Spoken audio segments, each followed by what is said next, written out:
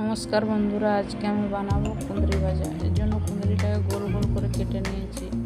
তারপর সরষের তেল দিয়ে দিচ্ছি 2 চামচ মতো, দিয়ে অল্প নুন দিয়ে দিচ্ছি, দিয়ে একটা লঙ্কাকে ফাটিয়ে দিয়ে দিচ্ছি। তারপরে অর্ধেকটা পেঁয়াজ দিয়ে দিচ্ছি। পেঁয়াজটা ভাজা ভাজা হয়ে গেলে কুঁদরিগুলো দিয়ে দিচ্ছি, দিয়ে নুন দিয়ে দিচ্ছি কুঁদরিটার উপরে দিয়ে এবার আমি ভেজে নেব। হালকা ধিমি আঁচে ভাজলে ভাজাটা খুব সুন্দর হয়। আমি এরপর ঢাকা দিয়ে দিচ্ছি। এরপর নরম হয়ে এসেছে।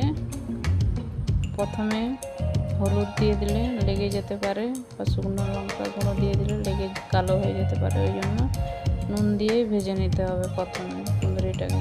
তো হাফ ভাজা হয়ে গেলে তারপর হলুদ দিয়ে দিচ্ছি। হলুদ দিয়ে এবারে ভেজে নিলে এবারে আর লেগে যাবে না নিচে, সুন্দরভাবে ভাজা হয়ে যাবে কুঁদরিটা।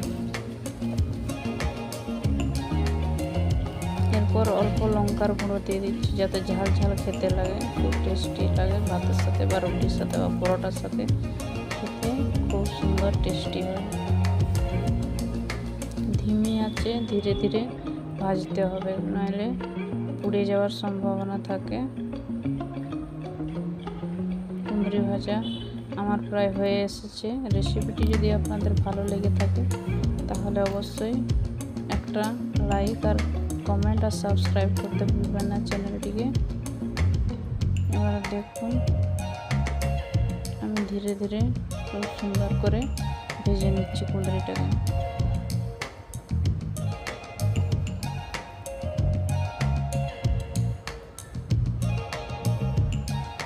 এটা রাত্রেবেলা বা দুপুরবেলা, এখন এই গরমের সময় যদি বেশি তেল ঝাল মশলা খেতে ইচ্ছে না করে, তাহলে এইভাবে কুঁদরি ভেজে খেলে আর ডাল করলে আর ভাতের সাথে আর কোনো তরকারির প্রয়োজন হবে না, ওতেই ভাত খাওয়া হয়ে যাবে।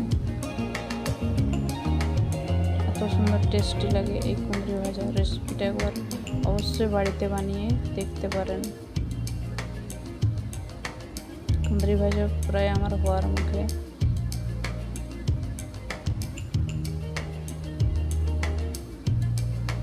আমি এবারে সার্ভ করে দিচ্ছি। এটা গরম গরম ভাতের সাথে বা রুটি পরোটার সাথে আপনারা যেটা খুশি তার সাথে খেতে পারেন। কুঁদরি ভাজা খুবই সুস্বাদু হয় খেতে এই কুঁদরি ভাজা।